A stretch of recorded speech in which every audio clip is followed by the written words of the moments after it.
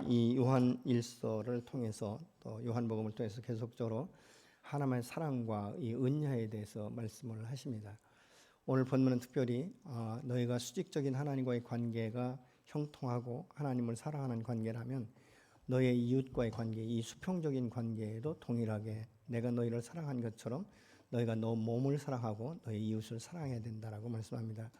그러면서 어떤 부분에 있어서는 아주 냉철하게 하나님의 이 사람과 이 어둠의 이 영에 사로잡힌 자의 이 사람의 어떤 행동을 하고 있는지 소속에 대해서 또 신분에 대해서 정확하게 말씀을 하고 있는 것이죠. 우리가 인간적으로 볼 때는 사실 사람을 우리가 평가하고 판단하는 것이 참 어떤 때는 참 어려울 때가 있습니다. 긴 것 같기도 하고 아닌 것 같기도 하고 때문에 그렇은 것이죠. 그래서 많은 사람들이 중간지대를 선택하고 싶어 해요. 어떻게 보면 내가 하나님의 자녀라고 확신으로 말하고 있지만 또 이웃과의 그 관계에서 또 자신의 어떤 죄성이 드러날 때는 뭐 사람이 그럴 수도 있지, 그게 죽을 죄도 아닌데 이렇게 자꾸 이렇게 서로 합리화시키려는 이런 마음이 있다는 것이죠. 근데 성경은 어디에도 중간지대는 없다라고 분명히 말씀을 하고 있죠. 그래서 지금 이 사도 요한도 우리에게 말씀하고 있는 거죠. 사랑이라는 것을 전제로 했을 때 하나님이 너희를 얼마나 사랑했는지 그 큰 사랑과 그 큰 애를 안다면 너희도 내가 너희를 사랑한 것처럼 너희 이웃도 사랑해야 된다라고 말씀하고 있는데 우리가 사랑하느냐 못하느냐 이것은 소속에 따라 다르다라고 지금 말씀하고 있습니다. 그렇다면 나는 어디에 속한 자인가? 우리가 이 본문을 함께 나누면서 우리가 생각할 수 있는 것이죠. 오늘 보면 10절에 보니까 이러므로 하나님의 자녀들아 마귀의 자녀들이 드러나나니 무릇 의를 행하지 아니하는 자나 또는 그 형제를 사랑하지 아니하는 자는 하나님께 속하지 아니했다. 하나님께 속하지 않았다는 것은 결국 마귀의 자녀다라고 지금 결정적으로 말하고 있는 것이죠. 사실 이런 이 부분에 있어서 우리는 굉장히 애매할 수도 있는 것이죠. 또 어떤 부분에 있어서는 그럼 우리가 이 세상 가운데 살아갈 때 어떻게 죄를 전혀 짓지 않고 살 수 있는가? 그렇다면 내가 마귀의 자녀인가? 우리가 그렇게 의문점을 우리가 가질 수도 있지 않겠습니까? 근데 이 말씀이 사실 어떻게 보면 이 사도 요한의 말은 우리에게 굉장히 충격적인 말로 들릴 수가 있는 것이죠. 아니 의를 좀 행하지 않았다고, 내가 이웃을 사랑하지 않았다고, 아니 내 마음을 섭하게 내 마음을 상하게 했으니까 당연히 내가 그를 미워하는 것은 당연한 것 아닌가 이렇게 생각하고 있는데 오늘 성경을 보면 아니라는 거예요. 그렇다면 과연 이 세상 가운데 이 살아가는 사람들 가운데 오늘 이 본문의 말씀처럼 죄를 짓지 않고 살 사람이 몇이나 되겠는가 이렇게 우리가 반문할 수도 있다는 것입니다. 결국은 무엇입니까? 나의 이 신분과 권위는 예수 그리스도 안에서 거듭난 하나님의 자녀라고 말하고 있지만 실질적인 삶과 행동에 있어서는 그렇지 못한 이런 그 부분들이 있기 때문에 우리는 항상 주님 안에 설 때 우리가 중립지대에 서는 것, 그래서 그걸 원해요. 아니 뭐 그가 그렇게 죽을 죄인가? 이렇게 이제 생각한다는 거죠. 그런데 우리가 창세기 3장에 인간이 범죄했을 때 보면 사실 선악과 하나 따먹은 게 죽을 죄입니까? 그럼 어떻게 생각하세요? 아니 선악과 하나 따먹었다고 죽을 죄라면 하나님께서 차라리 우리를 안 만드는 게 낫지 않겠습니까? 그냥 자연 그대로 놓는 게 낫죠. 근데 여기서 우한 것은 사람을 먹게 죽일 만큼, 사람이 죽을 만큼의 죄는 아니다라고 우리는 생각할 수 있지만 창세기 보면 하나님께서 이렇게 말씀하고 있는 것이죠. 너희는 내가 말하는 것을 지키지 아니하면 정녕 죽으리라. 반드시 죽을 것이다라고 하나님께서 말씀을 선포하셨어요. 그래서 이 아담과 하와가 범죄하면서 하나님 앞에서 이 죽었다는 것은 이 영적인 관계, 하나님의 형상을 따라 지음받아서 하나님과 교제할 수 있고 관계할 수 있고 느낄 수 있는 이 영역이 죽었기 때문에 하나님은 에덴에서 이 범죄한 아담과 하와를 쫓아내시면서 경계선을 정확하게 두신 것이죠. 그 후에는 사람이 계속적으로 이 죄의 속성을 가지고 자녀들을 낳기 때문에 온 세상 가운데, 그래서 시편 51편 5절에 보면 내가 모태에 조성되기 될 때부터 우리가 죄악 가운데 출생했다 이렇게 말씀하고 있어요. 그래서 죄성을 가진 인간은 늘 죄 짓는 것이 너무 쉽고 너무 유혹에 빨리 넘어가는 이런 이 연약한 자신인 것을 우리가 깨달아서 알아야 되는 것이죠. 사실 우리는 어떻게 보면 이 무의식적인 상태에서 죄를 지을 수가 있지 않겠습니까? 그래서 어떤 경우에는요, 이 사람이 이 거듭나면 하나님과 나와의 관계, 이 수평적인 관계는 굉장히 바르세우기 위해서 참 열심히 노력하고 말씀도 보고 암송하고 뭐 이렇게 공부도 하고 그렇게 합니다. 그런데 사실은 우리가 이 세상 가운데 살아가는 하나님과 나만의 삶이 아니지 않습니까? 나와 이웃과의 관계, 이 수평적인 관계가 있다는 것이죠. 그럼 이 수평적인 관계는 죄가 이 관영한 이 세상 가운데 살아가고 있는데 어떻게 나 홀로 그렇게 고고하게 내가 의롭게 살 수 있고 이웃을 사랑할 때 내가 죽기까지 사랑할 수 있겠는가? 이것은 정말 쉬운 일이 아니에요. 그래서 이 사도 요한이 지금 말하고 있는 것은 그럼에도 불구하고 왜 이 말씀을 하고 있는가? 우리가 어디에 속해 있는가를 수시로 깨닫게 하시기 위해서 이 말씀을 우리에게 주시는 것입니다. 이것은 사실은 권면이면서도 우리 자신을 볼 수 있고 그래서 회개할 수 있고 돌아설 수 있는 이 기회를 우리에게 주시기 위해서 지금 말씀하고 있는 것이죠. 만일 내가 하나님의 자녀라고 이 주장한다면 당연히 이같이 행동해야만 된다는 것을 우리가 알지 못하나 이렇게 지금 말하고 있지 않습니까? 여러분 많은 사람들이 자신의 영적 상태에 대해서는 굉장히 좋게 봐요. 근데 다른 사람의 영적 상태는 그렇게 좋게 보지 않는 이런 경우가 우리 안에 있게 되는 것이죠. 근데 사실 우리가 보면 내가 이웃을 사랑하지 못하는 것은 하나님과의 관계 가운데 진정한 사랑의 깊이가 어떠한가를 우리가 연계해 지어서 생각할 수 있게 되는 것이죠. 그래서 요한복음 14장 23절로 24절에서는 이렇게 말씀을 하고 있습니다. 예수께서 대답하여 이르시되 사람이 나를 사랑하면 내 말을 지키리니 내 아버지께서 그를 사랑하실 것이요 우리가 그에게 가서 거처를 그와 함께 하리라. 나를 사랑하지 아니하는 자는 내 말을 지키지 아니하나니 너희가 듣는 말은 내 말이 아니요 나를 보내신 아버지의 말씀이니라. 예수님께서 지금 말씀하실 때 당신의 말씀을 이 땅 가운데 선포하는 것이 아니라 나를 이 땅 가운데 하신 아버지의 말씀을 지금 대언하고 있다. 이렇게 말씀하고 있지 않습니까? 여러분 이웃 사랑이라는 것은 사실 먼저 내가 하나님과의 관계 가운데 얼마나 사랑하고 있는가. 사실 우리의 고백이 베드로처럼 내가 주를 사랑하는 줄을 주께서 아시나이다는 고백이 우리 안에 있어야 되는데 사실 우리가 이 땅 가운데 살면서 그런 고백이 쉽지 않다는 것이죠. 나는 사랑받기에 합당하고 또 나는 모든 죄를 용서받기 원하지만 다른 사람이 내게 이렇게 죄를 짓거나 나를 마음을 상하게 하거나 이렇게 좀 언짢은 이런 이 상태가 되어지면 우리는 그것이 계속적으로 부담이 되어지고 이 내가 마음 가운데 판단하고 그래서 그 사람에 대해서 잘잘못을 가리켜서 이 흑백 논리로 우리가 나가는 경우가 있는 것들을 우리가 보고 있지 않습니까? 그래서 이 예수님께서는 말씀하고 있는 것이죠. 사랑과 용납보다는 이 판단과 죄와 이런 어떤 이 단절 이런 것들을 원하는데 하나님께서는 지금 말씀하고 있는 것이죠. 그것은 너와 나와의 관계 가운데 너의 사랑의 탱크가 비어 있기 때문이다. 나는 한없이 너에게 사랑을 주었고 내 생명을 아낌없이 내어줄 만큼 너를 사랑했지만 네가 이 말씀에 대해서 이 사랑에 대해서 충분하게 받아서 내가 그 탱크에 저장되지 않았기 때문에 결국 내 마음 가운데 사랑이 부족하고 그래서 너의 이웃을 사랑할 수 없게 되는 것이다라고 지금 말씀하고 있는데요. 예수님께서 그래서 누가복음 10장 27절에 이렇게 말씀합니다. 너희가 하나님을 사랑하는 것처럼 내 이웃을 내 자신과 같이 사랑하라 이렇게 말씀하고 있어요.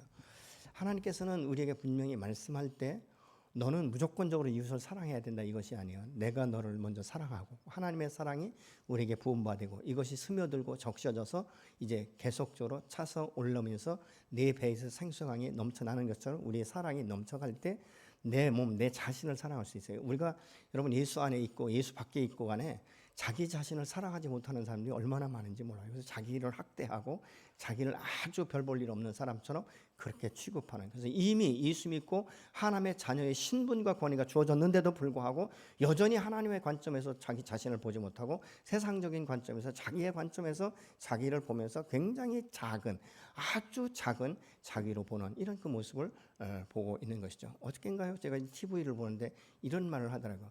사람이 이 관계 가운데 자꾸 상대방을 아주 작은 자로 만들면 결국은 자기는 작은 자와 살 수밖에 없다. 이렇게 말하고 있는 것이죠. 그래서 그 사람의 이야기할 때 이래요. 자기의 남편을 계속적으로 작은 자로 몰아붙이면 결국은 자기는 계속적으로 작아지는 남편과 함께 살 수밖에 없다라고 어저께인가 그저께인가 제가 TV를 볼 때 그 말을 하는데 그게 참 맞더라고요. 그렇지 않습니까? 내가 상대방을 계속적으로 넓혀주고 키워준다면 사실 나는 더 넓어진 사람과 살 수도 있는데도 불구하고 이게 잘 안 되고 용납이 안 되는 것은 우리 안에 이 죄성이 자꾸 발동되기 때문에 하나님의 사랑과 이 성령의 역사로 이것을 다스리지 못하는 것 때문에 이런 것들이 계속적으로 나를 흔들어 버리는, 내 마음 가운데 평정심을 잃게 만드는 결과를 초래하는 것들을 우리가 보게 됩니다. 그래서 사도 바울 같은 경우도 그러잖아요. 참 오라난 곤고한 죄인이다. 그 자신을 죄인인 것을 먼저 고백을 하면서 또 이렇게도 말을 하죠. 내가 선을 행하려는 마음은 내 마음 가운데 가득하지만 행동하고 보면 항상 나는 악을 행한 나의 이 결과를 보게 된다라고 바울이 그런 고백을 해요. 그래서 우리는 항상 내 안에서 선과 악의 싸움이 있는데 내가 무엇을 선택하는가, 그리고 이것에 따라서 그 결론이 나아지는 것을 우리가 보게 되는 것이죠. 그러면서 사도 요한이 한 예를 드는데 그게 바로 가인과 아벨의 예를 듭니다. 12절에 보니까 가인같이 하지 말라. 그는 악한 자에게 속하여 그 아우를 죽였으니 어떤 이유로 죽었느냐? 자기의 행위는 악하고 그 아우의 행위는 의로움이다. 이렇게 말씀하고 있어요. 이 말씀은 사실은 이 창세기 4장의 말씀을 지금 인용한 말씀인데요. 창세기 4장에 보면 이제 아담이 이제 이 자녀를 낳을 때 가인과 아벨을 낳습니다. 그러니까 가인을 낳을 때 그 기뻐서 내가 득남했다 이렇게 이제 그 이름을 짓거든요. 근데 이제 이들이 성장해서 하나님 앞에 제물을 드리는데 제물을 드리고 났는데 하나님께서 아벨의 제물을 받으셨는데 가인의 제물을 받지 않는 거예요. 이게 가인의 마음 가운데 섭섭함이 올라오기 시작하는 것이죠. 왜 하나님께서 내 예물을 받지 않았는가? 이것을 먼저 생각해 봐야 되는데 많은 분들이 이것을 그러니까 이 설교할 때 보면 아벨은 하나님이 원하시는 제사를 드렸고 피의 제사를 드렸고 가인은 피의 제사를 드리지 않았기 때문이다 이렇게 말씀하고 있는데 저는 그 이전에 그것보다는 그 이전에 그들의 마음의 태도가 어땠는가, 그 마음 중심을 보시는 여호와께서 가인과 아벨의 제물을 드릴 때 그 마음, 그 태도를 보는 것이죠. 태도는 행동을 이끌어내는 것이 되기 때문에 그렇습니다. 그 마음이 어떤가? 그러니까 이 가인은 그 마음 자체가 악한 마음으로 하나님 앞에 이 제물을 드렸다. 하나님 앞에 예배를 드릴 때도 은혜를 사모하거나 하나님께 감사하고 이런 그 기쁨, 이런 것으로 드린 것이 아니다라는 것을 우리가 창세기 4장을 보면 알 수 있습니다. 반면에 아벨은 자기가 가지고 있는 것 중에 최선의 것을 드리면서도 그 마음이 하나님께 드릴 수 있다는 것이 너무 기쁜 것이죠. 그러니까 감사하면서 어떻게 보면 그 축제의 마음을 가지고 하나님 앞에 예배를 드리니까 그 제물을 받으셨다라고 말씀하고 있는데 사실은 가인은 이때 자기를 생각해 봐야 되는 것이죠. 왜 하나님께서 내 제물을 받지 않으시는가? 이것을 먼저 생각해 봐야 되는 것이거든요. 근데 이것이 생각이 나지 않으니까 이 아벨에 대한 이 시기하는 마음, 이 질투하는 마음, 이 미워하는 마음이 그 안에서 계속적으로 자라나는 거예요. 사람은요, 내 마음에 어떤 마음을, 어떤 심기를 품고 있는가가 얼굴로 드러나게 되어 있어요. 그래서 여호와께서 이 가인을 바라보시면서 이렇게 말합니다. 가인아, 너 왜 얼굴색이 그래? 너 안색 안 좋다? 너 속에 마음에 뭐 꼬이는 거 있냐? 이렇게 이제 질문을 해요. 그때 가인이 이거 섭섭해요. 이렇게 하나님 앞에 정직하게 질문해야 되는데 대답을 해야 되는데 가인이 절대 그러죠. 아니요, 나 괜찮은데요. 이렇게 말하는 것이죠. 여러분 오늘날도 겉과 속이 다르게 이야기하는 사람이 굉장히 많습니다.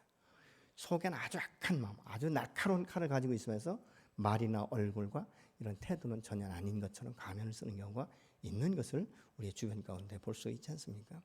그때 여호와께서 말씀하세요. 아니야, 네 마음에 지금 굉장히 아픈, 아주 시기하는 마음, 이 질투하는 마음, 사람을 죽이고 싶은 이런 충동이 내 안에 일어났어. 그것이 바로 죄인데 죄가 내 마음 앞에 지금 엎드려 있다. 너는 이것을 다스리지 아니하면 결국은 내가 그 죄의 유혹에 넘어가서 살인하게 될 것에 대해서 여호와께서 말씀을 해주셨어요. 근데 이것을 가인이 그냥 바로 무시해버리지 않습니까? 결국은 무엇입니까? 시간이 가면서 그 안에 있는 이 분노, 이것이 가득 차니까 이 아우가 들에 있을 때 이 돌로 쳐 죽이는 이 결과를 가져오는 것을 우리가 볼 수 있는 거죠. 사실은 이것을 다스리지 못하는 이 가인의 마음을 볼 때 참 불쌍한 마음이 우리가 들지 않습니까? 그러면서 하나님께서 그 부분에 대해서 판단하실 때 가인이 이렇게 말합니다. 하나님, 내가 비록 죄를 지었고 내 아우를 돌로 쳐 죽였지만 하나님께서 내게 주는 이 죄의 형벌은 너무 무겁습니다. 이렇게 이 고백하는 것을 우리가 창세기 4장을 통해서 보게 되는 것이죠. 이것이 죄성을 가진 인간의 모습. 이것이 바로 가인의 모습이 나의 모습일 수도 있다는 것입니다. 여러분, 오늘 본문은 그가 악한 자에 속해 있기 때문에 그런 결과를 가져왔다라고 말씀하고 있지 않습니까? 여러분, 우리가 이 용서하지 못하고 사랑하지 못하고 미워하게 되면 그 마음 가운데 이 서운함과 분노의 감정이 사실은 가스처럼 차올라오는 거예요. 여러분, 가스가 차오르면 언젠가는 폭발할 수밖에 없는 것이죠. 이 가스가 빠지지 않고는 견딜 수 없기 때문에 그런 것 아니겠습니까? 물론 상대방이 잘못했고 실수했을 수가 있습니다. 그러나 모두가 다 그런 것은 아니라는 것이죠. 어떤 때 보면 우리가 스스로 생각과 스스로의 어떤 판단과 이 결정에 묶이는 경우가 있어요. 나중에 물어보면 나는 저는 그런 생각 없었는데, 나 아무 생각 없이 말했는데, 이렇게 말을 할 때 사실 그것을 우리가 있는 모습 그대로 받아들일 수 없잖아요. 아니야, 그때 넌 그랬어. 이렇게 우리가 단정짓는, 그래서 용서할 수 없는 이런 그 부분을 보는 것이죠. 그래서 결국은 내 마음의 미움이나 이런 것들 딱 품으면 둘 중 하나는 죽어야 돼요. 그 인간이 내 눈에 보이지 않든지. 예. 그래서 어떤 때는 심지어는 내가 스스로 손을 댈 수 없으니까 이렇게 말하는 사람 있잖아요. 그냥 오늘 운전하다 교통사고로 한 방에 가버렸으면 좋겠다. 이 악한 발언을 우리가 할 수 있다는 것이죠. 그런데 이것이 이루어지지 않으면 결국은 내가 죽는 거예요. 그 사람을 생각할 때마다 꼬리에 꼬리를 물고 그 사람의 잘못된 점을 계속적으로 캐고 들어가다 보니까 이것이 처음에는 아주 작은 것이 나중에 눈덩이처럼 불어나기 시작하고 산같이 높아지니까 결국은 무엇입니까? 내가 죽어버리는 것이죠. 아니, 이것 하나 해결하지 못하고 이 원수 하나 갚지 못하면 내가 이 세상 가운데 살 가치가 있는가? 이러면서 자기의 존재 가치에 대해서 의심하기 시작하고 마음 가운데 갈등을 일으키기 시작합니다. 결국은 우울증에 빠지기 시작하는 것이죠. 우울한 거예요. 모두가 다 싫은 거예요. 심지어는 하나님도 내 편이 아니라고 우리가 단정짓는 경우가 있다는 것이죠. 결국 남을 죽이지 못하면 내 자신이 죽어지는 이 결과를 가져오게 되기 때문에 지금 사도 요한을 통해서 하나님께서 말씀하실 때 너는 그를 용납해라 라고 말씀하고 있죠. 그럼 마태복음에 뭐라고 합니까? 원수까지도 사랑하라 라고 말씀하셨잖아요. 너희를 사랑하는 자를 사랑하는 것은 아무나도 할 수 있다. 예수 믿지 않는 사람도 사랑할 수 있다라고 말씀하고 있어요. 여러분, 사실 이것은 어떻게 보면 죽기보다 어려운 거예요. 어떻게 사랑합니까? 어떻게 용납이 됩니까? 어떻게 이게 이해가 됩니까? 대가를 지불하고 대가를 반드시 치러야 내가 그래도 용서할까 말까, 이런 생각이 우리 안에 있을 수 있지 않습니까? 그럼에도 불구하고 하나님 말씀하시는 것은 누구 때문에 그렇습니까? 나 자신을 먼저 생각하는 것이죠. 내가 그에게 묶이면 안 된다. 너가 그에게 묶이면 내 영혼이 핍절해지고 내 영혼이 곤핍하면 너와 나의 관계도 멀어질 수밖에 없기 때문에 내가 나에게 사랑을 받고 은혜를 받은 것이 얼마나 큰지를 안다면 너도 그를 사랑해 주기를 원한다고 말씀하시는. 그래서 지금 사도 요한은 가인의 예를 들어서 하나님의 사랑과 마귀의 이 사람에 대해서, 이 소속에 대해서 정확하게 분별을 내는 것을 우리가 볼 수 있게 되는 것이죠. 그렇다면 어떻게 해야 이렇게 진정한 변화를 가져올 수 있는가? 그것은 사랑밖에 없다라고 말씀하고 있습니다. 13절에 형제들아 세상이 너희를 미워해도 이상히 여기지 말라. 여러분, 세상은 우리가 하나님의 사람인지 몰라요. 우리가 하나님으로부터 얼마나 큰 사랑을 받았는지 몰라요. 그렇기 때문에 우리가 더불어 이 사랑을 공유할 수도 없어요. 여러분, 우리가 전도하다 보면 하나님의 사랑이시다, 이게 안 믿어지잖아요. 사람들이 안 믿잖아요. 하나님은 너의 모든 죄를 다 용서하실 수 있다, 이거 안 믿는단 말이에요. 그러니까 공유가 되지 않는 거예요. 여러분, 예수님께서 사실은 이 땅 가운데 육신을 입고 오셨지만 그분은 죄가 없으시잖아요. 성자 하나님이시지 않습니까? 근데 그 성자 하나님의 삶이 얼마나 의롭고 많은 사랑, 자기를 정말 자기의 생명을 내어주기까지 사랑하는 그 사랑을 가지고 이 땅 가운데 오셔서 살고 있지만 아무도 그거에 대해서 인정하고 싶지 않은 거예요. 대제사장이나 뭐 바리새인이나 서기관이나 이런 모든 사람들이 오히려 적으로 생각하고 자기들의 명예나 이 모든 것들이 지금 예수님께서 쏠리는 이 부분이 너무 힘든 거예요. 그러니까 결국은 모함에서 예수를 십자가 못 박아 죽일 수밖에 없다라고 말하고 있지 않습니까? 내가 예수 믿고 거듭나서 변화되면 사람들이 다 좋아할 것 같지만 아니라는 거예요. 어떤 사람은요, 내가 그냥 인정하고 용납하고 그 막 몸부림치고 낮에 스트레스 받고 밤에 그렇게 성전에서 기도를 하고 눈물 뿌리고 그래서 겨우 진정해서 나가면 다음 날 아침에 또다시 나를 공격해서 쓰러지고 넘어지는 모습을 볼 때 사단이 박수치는 것처럼 그들이 기뻐하는 모습을 우리가 볼 수밖에 없다는 것이죠. 그러면 어떻게 해야 되는가?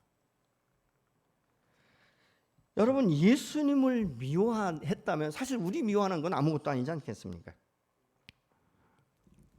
그래서 그들이 예수를 십자가에 못 박지만 사실은 어떤 여론몰이 때문에, 예수님이 능력이 없기 때문에 못 박힌 것이 아니지 않습니까? 주님 말씀하십니다. 이거 내가 풀려나려고 마음만 먹으면 지금 하늘에 12군단이 넘는 군대를 내가 동원할 수 있는데, 내가 십자가 못 박아 죽는 것은 내가 선택한 것이고, 아버지께서 이 눈먼 자들, 이 죄에 눈멀고 사랑의 이 정말 이 탱크가 비어 있고 이 궁핍한 이 광야와 같은 이 메마른 사막과 같은 이 사람들의 심정이 이렇게 된 것은 결국은 사단의 역사요, 그게 유혹에 넘어간 것이요, 이 죄가 대가를 지불해야 되기 때문에 나의 생명을 아낌없이 내어주는 것은 나의 뜻도 아니고 나를 보내신 아버지의 뜻에 따라 내가 죽는 것이다라고 주님께서 분명히 말씀하시면서 다 이루셨다라고 말씀하고 있죠. 아마 예수를 십자가 못 박고 이 무덤에 묻었을 때는 모두가 다 박수 쳤을 거예요. 우리가 승리했다고 말입니다. 그러나 놀랍게도 3일 만에 부활하셔서 아주 신령한 몸으로 변화되어서 승천하시면서 말씀하고 있지 않습니까? 요한복음 14장에 약속했던 성령, 그 성령을 너에게 줄 것인데 너희가 성령이 임할 때까지 이 예루살렘을 떠나지 말라고 말씀합니다. 사도행전 2장의 성령의 강력한 임재를 경험하고 나서는 이 제자들의 두려움과 염려, 근심이 떠나면서 얼마나 담대한지 자기의 생명을 내어놓을 만큼 그렇게 담대하게 믿음의 용사로 세워지는 모습을 우리가 볼 수 있게 되는 것이죠. 그래서 우리의 신분과 권위가 예수와 함께 요한복음 5장 24절의 말씀처럼 죽고 정말 이제 생명으로 이 생명의 부활의 생명을 우리에게 주셨는데 심판에 이르지 않는다라고 말씀하고 있지 않습니까? 이것이 하나님의 사랑 아니겠습니까? 그렇기 때문에 14절에 보니까 우리는 형제를 사랑함으로 이 사망에서 옮겨 생명으로 들어간 줄을 알거니와 사랑하지 아니하는 자는 사망에 머물러 있는 자다, 이렇게 말씀하고 있어요. 여러분, 그리스도인들은 주일날만 교회에 삐끔 나와가지고 예배드리는 게 이게 다가 아니에요. 우리는 어느 곳에 내 생명이 있는 그날 주님과 함께 동행하는 이 임마누엘의 하나님, 그분과 함께 동행한다는 사실을 날마다 우리가 깨어서 기억하고 그분과 함께 동행하는 이 삶을 우리가 살아야 되는 것이죠. 여러분, 사망에서 생명으로 옮겨졌다, 이거는 본질적으로 다른 신분, 다른 권위를 우리에게 주셨다라고 지금 말씀하고 있습니다. 여러분, 이전에는요 사실 우리가 뭐 다른 사람 아니지 않습니까? 아까도 말씀드린 시편 51편 5절 말씀처럼 우리가 죄악 중에 잉태하고 죄악 중에 태어난 것이에요. 그래서 우리가 이 진노의 자녀였다라고 말씀하고 있지 않습니까? 그럼에도 불구하고 우리가 이제는 하나님의 자녀의 신분으로 하나님의 한량없는 사랑이 내게 내 평생 다할 때까지 쏟아 부어주시는 이 크신 사랑과 은혜가 있기 때문에 오늘 또 우리가 눈을 들고 여호와를 바라보며 하나님을 찬양하게 되는 줄로 믿습니다. 여러분, 이것이 죄악이 얼마나 관영했는지 우리가 잘 아는 대로 이 소돔 고모라 성이 멸망할 때도 사실은 굉장히 죄악이 관영했다고 말하고 있는데, 로마서 5장에 보면 사도 바울이 이런 얘기를 해요. 그때 너희는 다 영적으로 죽었던 사람이라고 말씀하고 있어요. 우리의 영이 죽으니까 하나님과의 교통이 단절되고 하나님의 사랑을 깨달을 수 없고 하나님을 느낄 수도 없고 하나님을 찾지도 않고 그런 우리였다라고 말씀하고 있습니다. 그래서 그때 우리가 죄악 가운데 있을 때 우리의 상태가 어떤 상태였는지를 에베소 2장 12절에서는 이렇게 말씀을 합니다. 그때 너희는 그리스도 밖에 있었고 이스라엘 나라 밖에 사람이라 약속의 언약들에 대하여는 외인이요 세상에서 소망이 없고 하나님도 없는 자이더니.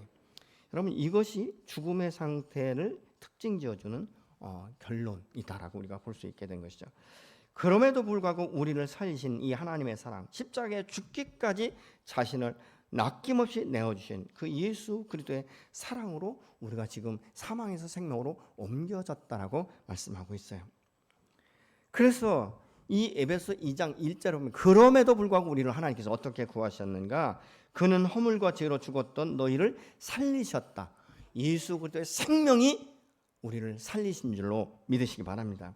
여러분, 이 엄청난 이 하나님의 사랑과 은혜를 받고 누리는 자는 형제 자매를 사랑하는 것이 바로 너희 안에 하나님의 사랑이 들어있다는 증거다. 이렇게 지금 본문은 말씀하고 있는 것입니다. 그렇지 않으면 아직도 나는 사망에 머물러 있는 자라고 말씀하고 있지 않습니까? 그 결과는 15절에 이렇게 말씀합니다. 그 형제를 미워하는 자마다 살인하는 자니 살인하는 자마다 영생이 그 안에 거하지 아니하는 것을 너희가 아는 바라. 사랑하지 않으면 내 속에서 역사하는 이 어둠의 힘과 유혹을 우리가 물칠 수 없기 때문에 결국은 무엇입니까? 가인처럼 된다는 것이죠. 우리 마음이 악해지니까 사람을 죽이는 것을 그렇게 힘들지 않게, 그 별 대수롭지 않게 죽일 수가 있다는 것이죠. 그런데 그 안에 있는 이 악한 마음, 이 독한 마음들이 얼굴로 드러나게 된다라고 지금 말씀하고 있죠. 사실 이것은 무엇입니까? 해결할 수 있는 방법을 우리에게 말씀하고 있는 것이죠. 왜요? 내 눈에 보이지 않고 정말 이제 없어야 될 그 사람을 내가 계속 보니까 이 내가 죽는 이런 경험이 이런데, 이것을 통해서 내 안에는 아직도 내가 이 사람을 용납하는 이 폭이 작구나, 이런 것들을 우리가 느끼고 깨닫는 거예요. 그렇다면 우리의 이 마음의 폭을 자꾸 넓혀야 되지 않겠습니까? 사실은 저도 이 싸움을 계속 하고 있는 거예요. 제가 뭐 이렇게 뭐 설교한다고 해서 나는 다 해결됐냐? 아니에요. 저도 수없이 싸워요. 어떤 때는 하나님 앞에 제가 하나님, 이건 도저히 용납이 안 됩니다. 어떻게 그럴 수가 있습니까? 한 번은 어떤 분이 이런 얘기를 하더라고요. 생수교회가 변질됐다, 이렇게 얘기를 하는 거예요. 여러분, 생수교회가 왜 변질됐습니까? 복음이 없습니까? 그 진리의 말씀을 선포하지 않습니까? 십자가가 없는 설교를 합니까? 교회 본질은 뭐예요? 영혼 구원이에요. 그렇지 않습니까?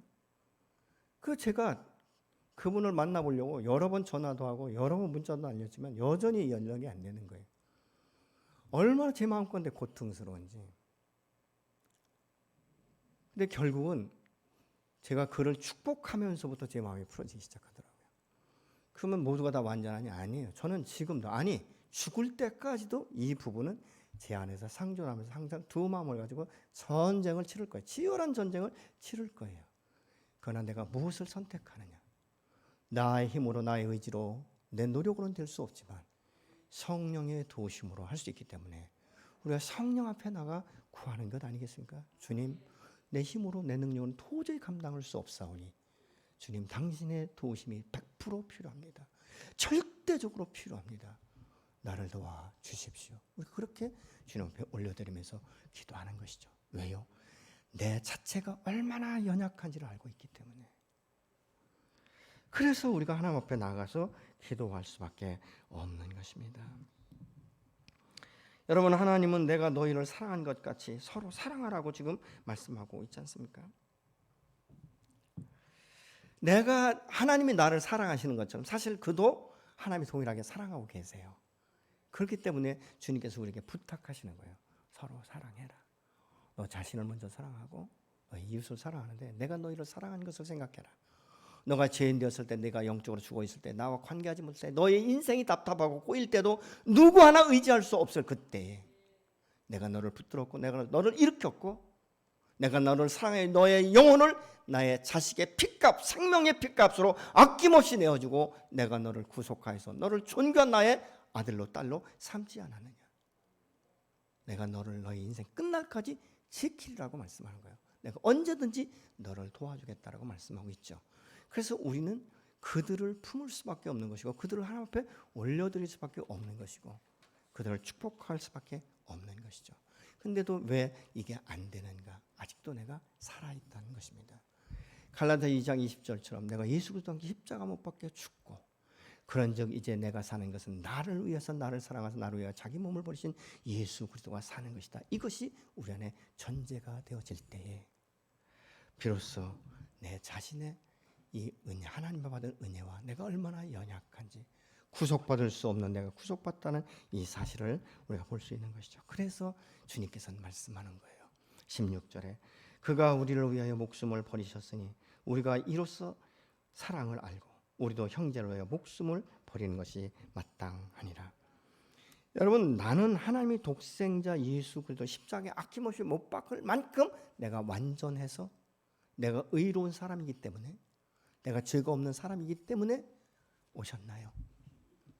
여러분 어떻게 생각하십니까?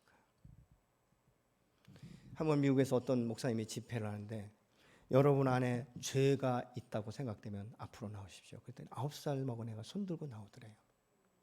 막 나오면서부터 달기똥 같은 눈물이 막 하염없이 쏟아지는데 목사님이 이렇게 질문했답니다. 내가 볼 때 너는 어린아이인데 네가 무슨 죄를 그렇게 많이 졌니?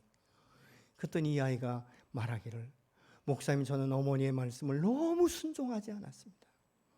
어머니가 말만 하면 기분 나쁘고 마음이 상해서 그렇게 어머니의 마음을 상하게 했습니다. 그렇게 이야기하더라는 거예요. 여러분, 우리가 어떻게 보면 그게 죄입니까? 아니, 어린 것이 철없어서 부모 말 어기는 게 무슨 큰 죄냐고요. 근데 이 아이는 이 죄에 대해서 설교할 때 감동을 받은 거예요. 내가 어머니의 말씀 앞에 불순종하는 것은 죄구나. 우리는 어쩌면 이 아이처럼 순수하지 못하기 때문에 내가 죄를 짓고도 죄가 아니라고, 내가 남을 미워하면서도 그것은 마땅한 것이라고 합리화시키고 있지는 않는지 다시 생각해 봐야 되지 않겠습니까?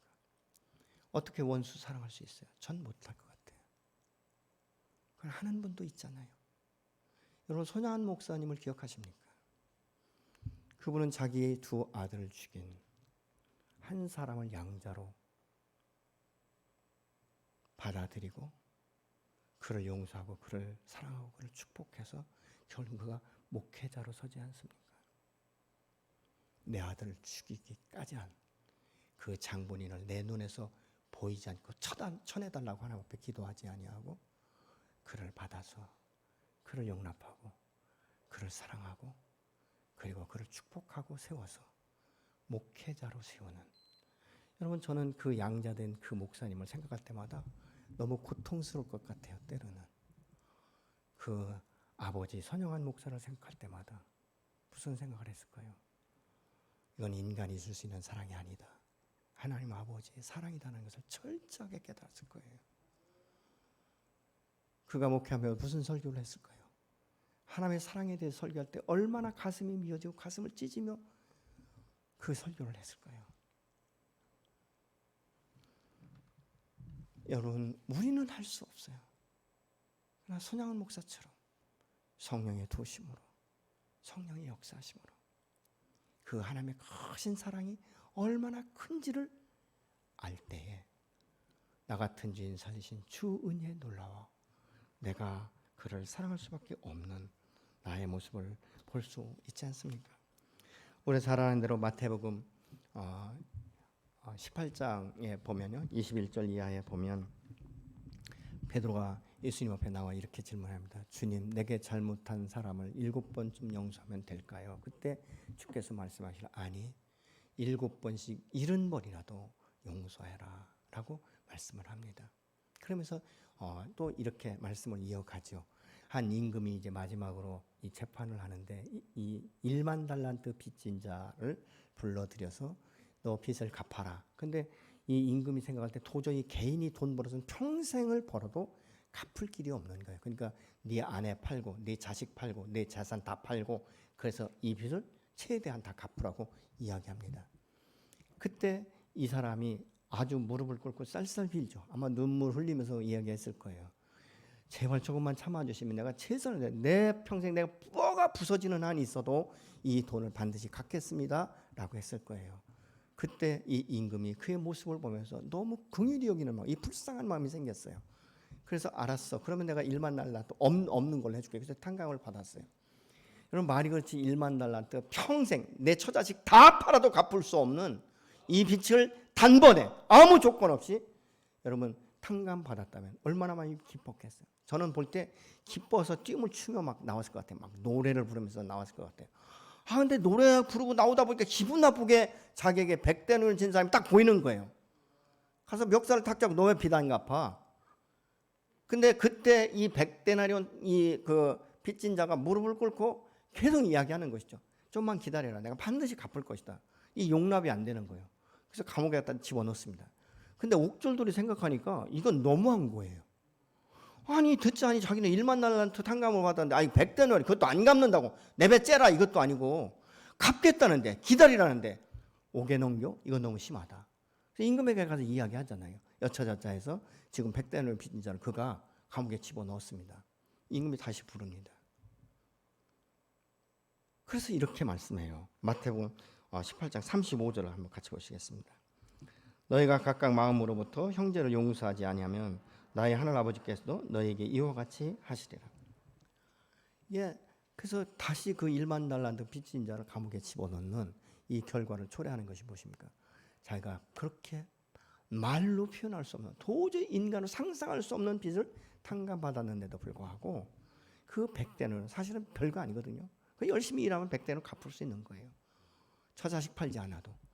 그럼에도 불구하고 그것이 용납이 안 되어서, 그것이 마음에 걸려서 그를 옥에 넘기는, 이런, 어떻게 보면 자기가 긍휼함을 받는 것이 얼마나 큰지 이걸 깨닫지 못하면 이 마음이, 우리 안에 있는 이 죄성이 나를 이끌어가기 때문에 그렇습니다. 마틴 루터가 사실은 종교개혁자이지 않습니까? 근데 그분이 이 세상 가운데 살다 보니까 죄를 너무 많이 범하는 거예요. 내가 세상과 분리됐으면 좋겠다 해서 수도원으로 들어갑니다. 수도원으로 들어가면 세상과 일단 단절이 되잖아요. 그래도 수도원에 들어온 사람, 이 수도사들은 적어도 그래도 믿음으로 살려고 원분입치고 이 죄와 분리된 삶을 살고 싶어서 들어온 분이거든요. 근데 그곳에 앉아서 말씀을 보고 계속적으로 묵상하다 보니까 과거에 자기가 상상하지 못했던 이 죄들이 스물스물 올라오기 시작하는데 이게 막 어떻게 감당이 안 되는 거예요. 그러면서 그때 마틴 루터가 깨달은 것이 무엇이냐면 바로 로마서 1장 17절의 말씀입니다. 복음에는 하나님의 의가 나타나서 믿음으로 믿음에 이르게 하나니 기록된 바 오직 의인은 믿음으로 말미암아 살리라. 오직 의인은 믿음으로 말미암아 살리라. 이 고백이에요. 그러니까 믿음이 없으면 안 된다는 거예요. 내가 예수를 믿는 것도 믿음이지 않습니까? 내가 죄인이라는 걸 인정하는 것도 믿음입니다. 내가 용서받고 하나님의 자녀가 됐다는 것도 믿음이에요. 성령이 내 안에 임하는 것도 믿음으로 우리가 받아들이는 것 아니겠습니까? 눈에 보이지 않고 손으로 만질 수는 없지만 이것이 성령이 내 안에서 역사할 때 사실은 우리가 성령의 충만함과 이 성령을 통해서 지혜와 지식의 말씀들이 깨달아지고 풀어지기 시작하고 아멘이 되어지고 이 말씀을 붙들고 이 말씀대로 살기 위해서 우리가 때로는 몸부림칠 때가 있지 않습니까?